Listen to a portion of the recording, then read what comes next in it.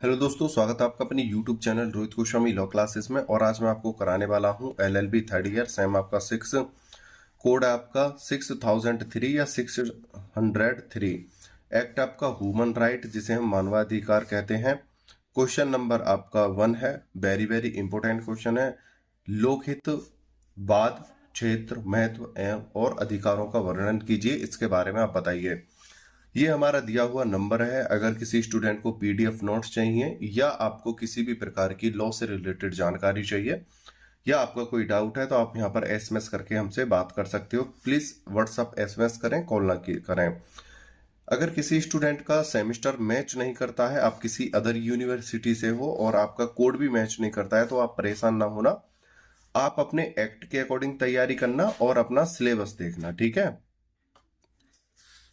Act और syllabus के अनुसार आपको तैयारी करनी है। एक हमारा व्हाट्सअप चैनल है जिसका लिंक हम डिस्क्रिप्शन में दे रहे हैं, रोहित गोस्वामी लॉ क्लासेस नाम से है। यहाँ पर आपको लॉ से related update, news and notification provide कराए जाएंगे। अभी एग्जाम चल रहे हैं तो एग्जाम से रिलेटेड चीज है। उसके बाद आपको लॉ से संबंधित सारी चीजें वहां पर आपको प्रोवाइड कराई जाएंगी। आज का जो क्वेश्चन है बहुत ही ज्यादा महत्वपूर्ण है। ज्यादा समय व्यतीत ना करते हुए आपके क्वेश्चन की तरफ चलते हैं। क्वेश्चन में चलने से पहले अगर आपने वीडियो को लाइक नहीं किया है तो प्लीज वीडियो को लाइक कीजिएगा। क्वेश्चन नंबर आपका 1 है, लोकहित बात से आप क्या समझते हैं, इसके क्षेत्र और महत्व को समझाइए। लोकहित बात दायर करने के नियम क्या हैं, इसके अंतर्गत किन किन मानव अधिकारों को संरक्षण मिलता है। इस क्वेश्चन को एग्जामिनर और भी तरीके से पूछ सकता है, तो आप परेशान ना होना। आप अपने जो मेन पॉइंट है उन पर ध्यान देना। लोकहित बाद क्षेत्र महत्व और अधिकार, ठीक है। अब बात करते हैं लोकहित बाद का अर्थ।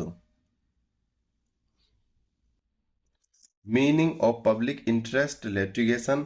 आरंभ में न्यायालयों की यह धारणा थी कि आर्टिकल 32 के अधीन अनुतोष अनुतोष होता है मांगना। अनुतोष मांगना। अब बात करते हैं क्या मांगना। जुर्मान हर्जाना, मतलब जैसे कोई ए है और एक बी है, ये क्या है, वादी है, ये प्रतिवादी है। अगर ए के किसी अधिकारों का हनन होता है तो ए बी के ऊपर क्या है, केस करता है। तो ए जो है डिमांड करता है कि मुझे अनुतोष यानी जो मेरे अधिकारों का हनन हुआ है या मेरे कोई क्षति हुई है उसके बदले में मुझे कुछ पैसा दिया जाए। और दूसरा जो मेरा केस खर्च है, जो मैं यहाँ पर केस लड़ रहा हूं, वो दिया जाए। तो उस पैसे को मांगना जो विधि के अधिकारों का उल्लंघन हुआ है जिसके जरिए, और जो कोर्ट में पैसा खर्च हुआ है उसे प्राप्त करना अनुतोष की मांग करना होता है, ठीक है। अनुतोष पाने का हक केवल उसी व्यक्ति को है जिसके मूल अधिकारों का उल्लंघन होता है। तो अब बात करते हैं यहाँ पे कि अनुतोष वो वही व्यक्ति प्राप्त कर सकता है जिसके विधिक अधिकारों का उल्लंघन हुआ हो, और अन्यथा अन्य व्यक्ति अनुतोष की मांग नहीं कर सकता है जिसके अधिकारों का मूल अधिकारों का उल्लंघन नहीं हुआ है। किंतु अब उच्चतम न्यायालय ने आंगल विधि के इस नियम में परिवर्तन कर दिया और आर्टिकल 32 के क्षेत्र को अत्यंत विस्तृत कर दिया। यहां पर पहले क्या था, आर्टिकल 32 में कि जिसके मूल अधिकारों का हनन होगा वही व्यक्ति अनुतोष का भागीदार है और वही प्राप्त करेगा। उसके अतिरिक्त कोई व्यक्ति अनुतोष की मांग नहीं कर सकता है। लेकिन उच्चतम न्यायालय ने इसमें थोड़ा सा बदलाव किया, ठीक है। न्यायालय ने अभी निर्धारित किया कि आर्टिकल 32 के अधीन कोई संस्था या लोकहित से प्रेरित कोई नागरिक किसी ऐसे व्यक्ति के संवैधानिक या विधिक अधिकारों को लागू करने के लिए रिट दायर कर सकता है जो निर्धनता या अन्य किसी कारण से न्यायालय में रिट पेश करने में सक्षम नहीं है। तो यहाँ पर जो उच्चतम न्यायालय है, पहले आर्टिकल 32 में मैंने भी बताया है, वही व्यक्ति बाद डालेगा जिसके अधिकारों का मूल अधिकारों का हनन हुआ है, विधिक अधिकारों का हनन हुआ है। लेकिन उच्चतम न्यायालय में आर्टिकल 32 में थोड़ा कुछ नए पॉइंट जोड़े और उसमें कहा अगर कोई निर्धन व्यक्ति है और उसके अधिकारों का मूल अधिकारों का हनन होता है और वह व्यक्ति कोर्ट जाने में या अन्य तरीके से उसको हैंडल करने में केस को सक्षम नहीं है, या वो उस व्यक्ति के खिलाफ जिसने उसके अधिकारों का हनन किया है वो थोड़ा दबंग व्यक्ति है, तो ऐसी स्थिति में उस निर्धन की तरफ से कोई संस्था, कोई समाज का व्यक्ति यानी कोई रिश्तेदार, दोस्त, कोई भी व्यक्ति उसकी तरफ से खड़ा होकर याचिका को सुप्रीम कोर्ट में रिट जो है डाल सकता है। दोबारा समझिए, पहले बोला था जिसके अधिकारों का हनन होता है वही जा सकता है। दूसरा फिर संशोधन करके बोला उच्चतम न्यायालय ने कि जिसके अधिकारों का हनन हुआ है और वो व्यक्ति निर्बल है, कमजोर है या निर्धन है, तो उसके अतिरिक्त उसके स्थान पर कोई भी समाज का व्यक्ति, संस्था लोकहित वाद दायर कर सकती है, याचिका डाल सकती है। आगे देखते हैं, इसमें एक केस है, मैं प्रत्येक वीडियो में बताता हूं, ये फर्स्ट वीडियो है, यहाँ पे भी क्लियर कर देना चाहता हूं।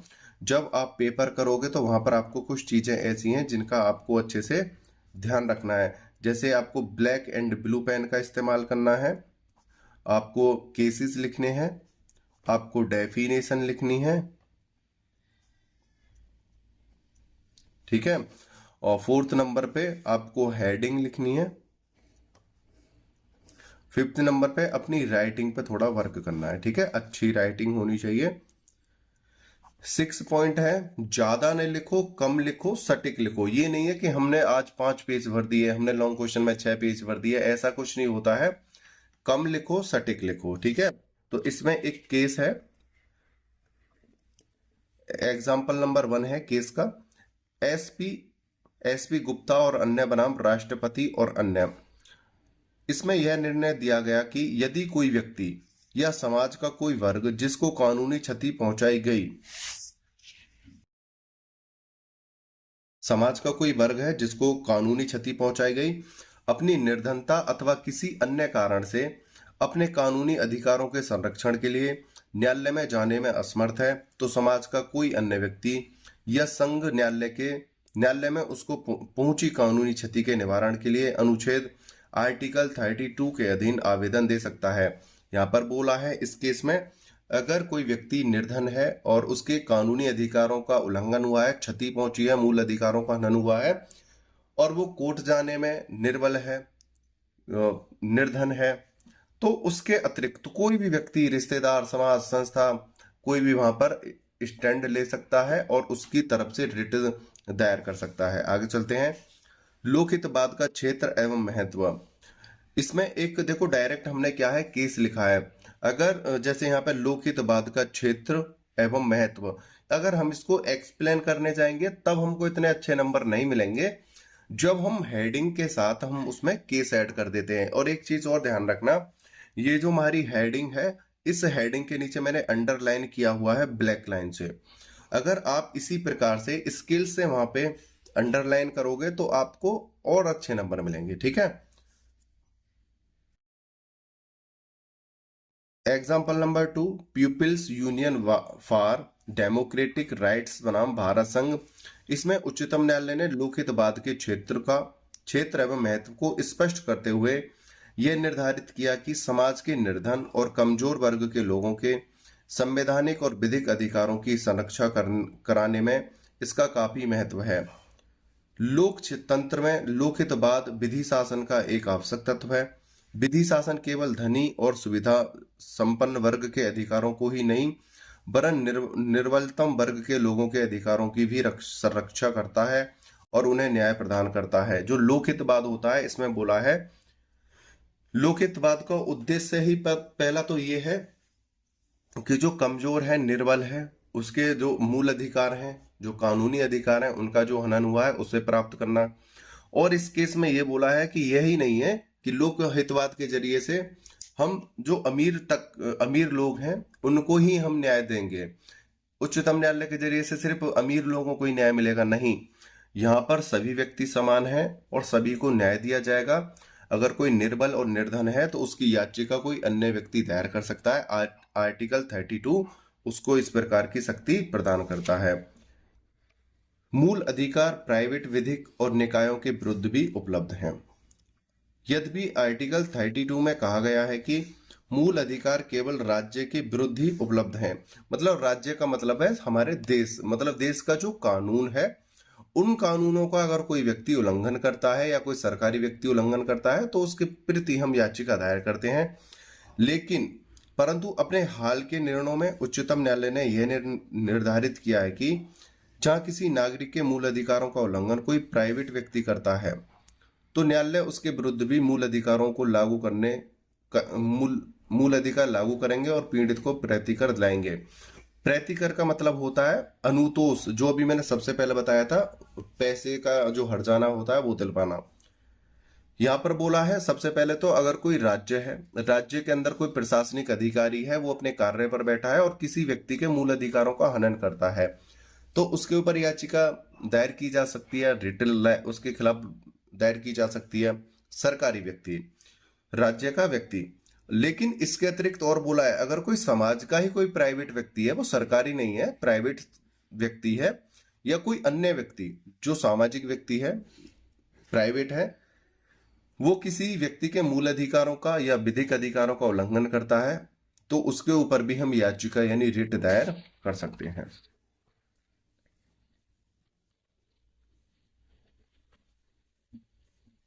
आगे देखते हैं, इसमें एग्जाम्पल नंबर हमारा 3 है। बोधिसत्व गौतम बनाम सुब्रा चक्रवर्ती 1996 का केस है। इसमें प्रत्यार्थी ने अपीलार्थी के विरुद्ध एक अभियोग पत्र दायर किया जिसमें उसने उस पर आरोप लगाया कि अपीलार्थी ने उसके विवाह का झूठा आश्वासन देकर उसके साथ मैथुन किया। मैथुन का मतलब होता है गलत संबंध बनाए और मंदिर में ईश्वर के सामने मांग में सिंदूर भरकर विवाह का नाटक किया। यहाँ पर झूठा लिख रहा था, यहाँ पर लिख लेना आप नाटक किया। और गर्भवती होने पर 2 बार गर्भपात भी कराया और अंत में छोड़कर भाग गया। यहाँ पर कोई एक लड़की और लड़का थे, लड़का ने लड़की को झूठ बोलकर उससे शादी करी, नकली शादी, मंदिर में जाके जो उसकी मांग में सिंदूर भरा और वो पति पत्नी के तौर पर रहने लगे। लेकिन लड़के के मन में खोट था, वो कह रहा था कि मैं इस शादी को नहीं मानता हूं और 2 बार उसने गर्भपात भी यानी कि उसके 2 बच्चे होने वाले थे उनको उसने जन्म से पहले ही खत्म करा दिया और उसे छोड़कर वो भाग गया।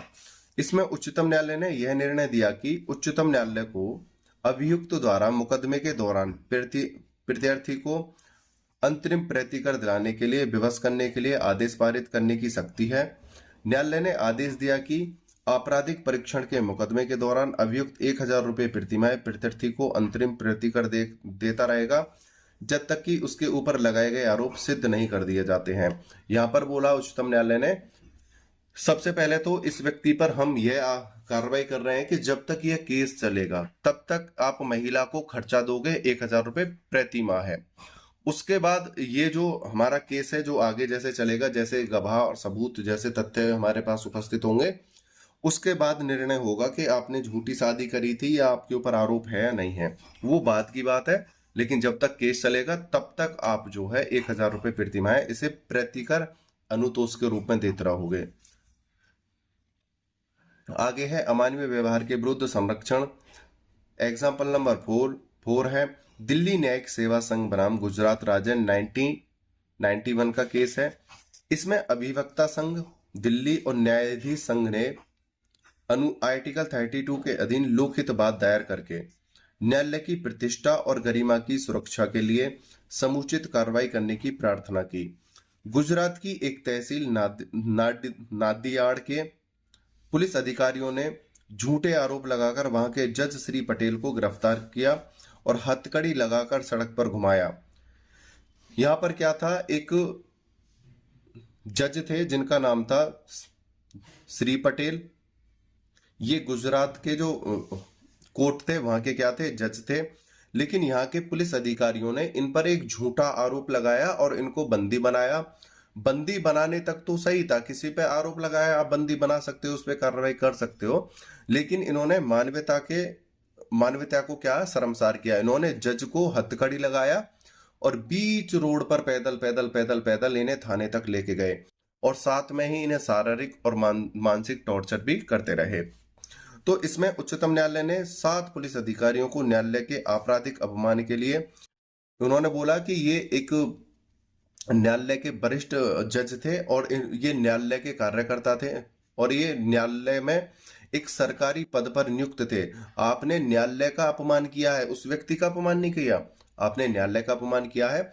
आप कानूनी प्रक्रिया से उनके ऊपर कार्रवाई करते, लेकिन सड़क पर हथकड़ी डालकर पैदल ले जाना वो क्या है, मानवीयता को खंडन करता है।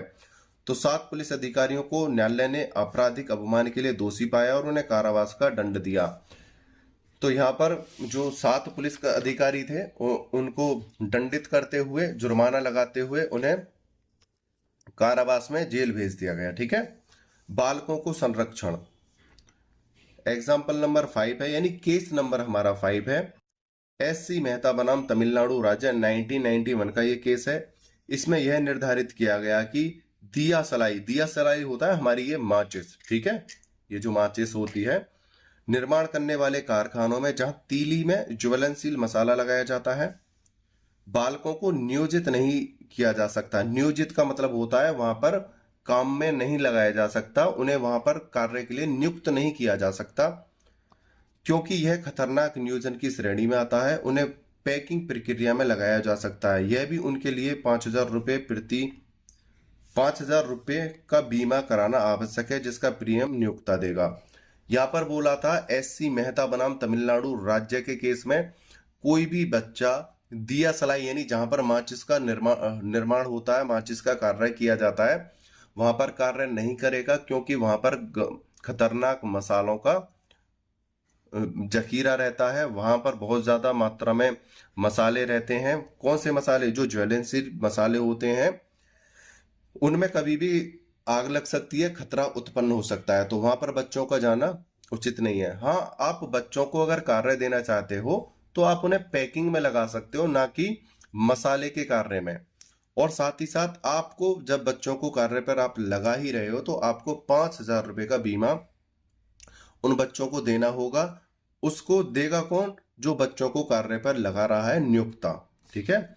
आगे चलते हैं। चिकित्सा सहायता पाने का अधिकार, एग्जाम्पल नंबर हमारा 6 है। परमानंद कटारा बनाम भारत संघ 1989 का केस है। इसमें उच्चतम न्यायालय ने अपने ऐतिहासिक फैसले में यह निर्धारित किया कि आर्टिकल 21 के अधीन दोनों सरकारी और निजी डॉक्टरों का यह कर्तव्य है कि घायल व्यक्ति को शीघ्र चिकित्सा सहायता प्रदान करें। यहां पर उच्चतम न्यायालय ने कहा है इस केस में, परमानंद कटारा बनाम भारत संघ वाले इस केस में, कि कोई भी व्यक्ति है, चाहे वो अपराधी हो या आम व्यक्ति हो, चाहे लड़ाई झगड़ा होकर आया हो या उसकी कोई भी परिस्थिति रही हो, लेकिन वो घायल है, गंभीर रूप से परेशान है, ठीक है, चाहे आप सरकारी हॉस्पिटल से हो, चाहे आप प्राइवेट हॉस्पिटल से हो, आपको बिना जांच पड़ताल के, बिना डॉक्यूमेंट्स के आप उसकी पहले क्या है, जान बचाओगे, उसका ट्रीटमेंट करोगे। उसके बाद चाहे आप पुलिस को बुलाइए, चाहे उसकी कानूनी कार्रवाई करिए, वो दूसरा मैटर है, ठीक है। लेकिन कोई गंभीर प्रकृति में व्यक्ति आता है सरकारी या प्राइवेट हॉस्पिटल में, सबसे पहले आप उसका इलाज कीजिएगा, ठीक है, प्रदान करें। और उसके पश्चात दंड विधि, जो अब हमारी न्याय विधि हो गई है, के अधीन कानूनी प्रक्रिया का पालन करें। तो यहां पर बोला है सबसे पहले आप उपचार करोगे, उपचार के बाद आप उससे कानूनी कार्रवाई कर सकते हो, ठीक है। कोई भी कानूनी विधि घायल व्यक्ति को चिकित्सा सहायता के अभाव में मरने की अनुमति नहीं दे सकता। मानव जीवन की रक्षा करना भी सभी डॉक्टरों का कर्तव्य है। तो यहां पर बोला है कागजी कार्रवाई या पुलिस की वेट करना या अपराध का पता लगाना डॉक्टरों का कार्य नहीं है। तो उसमें क्या है, पहले आप उसकी सुरक्षा करो, उसको बचाओ, ठीक है। आगे है लोकहितवाद की धारणा का महत्व। उच्चतम न्यायालय ने आर्टिकल 32 के अधीन अधिकारिता को व्यापक बना दिया है। जब कभी भी और कहीं भी राज्य या उसके सेवकों द्वारा किसी निर्धन और असहाय व्यक्ति के संवैधानिक अधिकारों का उल्लंघन होगा, न्यायालय आर्टिकल 32 के अंतर्गत सभी मामलों में हस्तक्षेप करेगा। अभी तक हमने यहाँ पर पढ़ा था, अगर कोई निर्धन दुर्बल व्यक्ति है या कोई समाज है, उसके अधिकारों का हनन होता है, तो वो व्यक्ति निर्बल और निर्धन होने के कारण वो कोर्ट में नहीं जा सकता है, डर की वजह से और पैसे की कमी की वजह से। तो कोई भी संस्था, कोई व्यक्ति, रिश्तेदार, दोस्त, कोई भी जाकर उसकी तरफ से याचिका रिट दायर कर सकती है। लेकिन यहाँ पर और एक बात और बोली है, आर्टिकल 32 के अधीन ही अगर कोई व्यक्ति याचिका नहीं देता है और ऐसा लगता है कि ये बहुत ही गलत हो रहा है, ये निर्धन और दुर्बल व्यक्ति है या कोई समाज है, इसके अधिकारों का हनन होता है, तो वहां पर जो है उच्चतम न्यायालय खुद ही उसमें हस्तक्षेप कर लेगा। ये नहीं है कि कोई व्यक्ति, रिश्तेदार, दोस्त, संस्था कोई आकर वहां पर याचिका देगा। अगर उच्चतम न्यायालय को लगेगा तो वो स्वयं भी वहां पर आकर हस्तक्षेप कर सकता है और उसको रोकथाम कर सकता है, उपचार दिला सकता है। ठीक है। अनुच्छेद 32 की अधिकारिता के अंतर्गत न्यायालय ने विभिन्न परिस्थितियों में हस्तक्षेप किया है। जैसा कि हमने अभी भी देखा है कि कुछ ऐसी परिस्थितियां जहां पर कोई याचिका नहीं लेके आता है, रिट नहीं लेके आता है, डर की या भय की या निर्धनता की वजह से, तो वहां पर न्यायालय, उच्चतम न्यायालय ही हस्तक्षेप कर देता है। तो उच्चतम न्यायालय ने ऐसे विभिन्न एग्जाम्पल हैं जहां पर न्यायालय ने स्वयं ही हस्तक्षेप किया है। नंबर 1, बिहार की जेलों में कैदियों को अंधा करने के मामले में। एक बिहार की जेल थी, उसमें कैदियों को अंधा किया जाता था, तो यहाँ पर उच्चतम न्यायालय ने ही हस्तक्षेप किया था। दूसरा, नारी निकेतनों में महिलाओं के शोषण। जो नारी निकेतन होता है महिलाओं के, वहां पर महिलाओं को क्या शोषण होता था, उनके संग बहुत घिनौनी हरकतें की जाती थी। पॉइंट नंबर 3 है, जेलों में बंद बच्चों के साथ अमानवीय व्यवहार। 4th है, मुंबई के झुग्गी झोंपड़ी में रहने वालों की रक्षा के लिए। मतलब इसमें उच्चतम न्यायालय ने खुद ही इंटरफेयर किया था। ठीक है, और उनके अधिकारों को वापस दिलाया था। 4th है, 5 है, बंधुआ मजदूरी की मुक्ति। बंधुआ मजदूरी मतलब जैसे हम किसी व्यक्ति को परमानेंट के लिए खरीद लें और उसे अपने यहाँ पर कार्य पर लगाएं, यानी एक प्रकार की दास प्रथा, या किसी व्यक्ति को यह कह दिया जाए कि हम तुझे 10,000 दे रहे हैं, आप पूरी साल यहाँ पर कार्य करोगे, वो व्यक्ति स्वतंत्र नहीं रहता है। और भी अन्य बहुत सारे फैक्ट हैं, यानी बंधुआ मजदूरी से मुक्ति कराई। 6 है, पर्यावरण संरक्षण, पुलिस अभिरक्षा में कैदियों के साथ क्रूर व्यवहार में संरक्षण। 7 है, बलात्कार से पीड़ित महिला को प्रतिकर एवं पुनर्वास प्रदान करना। पुनर्वास मतलब होता है उसे उसी स्थिति में वापस पहुंचाना जिस स्थिति में वो थी। ये नहीं है कि बलात्कार की, जिसके संग बलात्संग हुआ है उस महिला को उससे निजात मिल जाएगी, कलंक तो उसके ऊपर जीवन भर रहता है।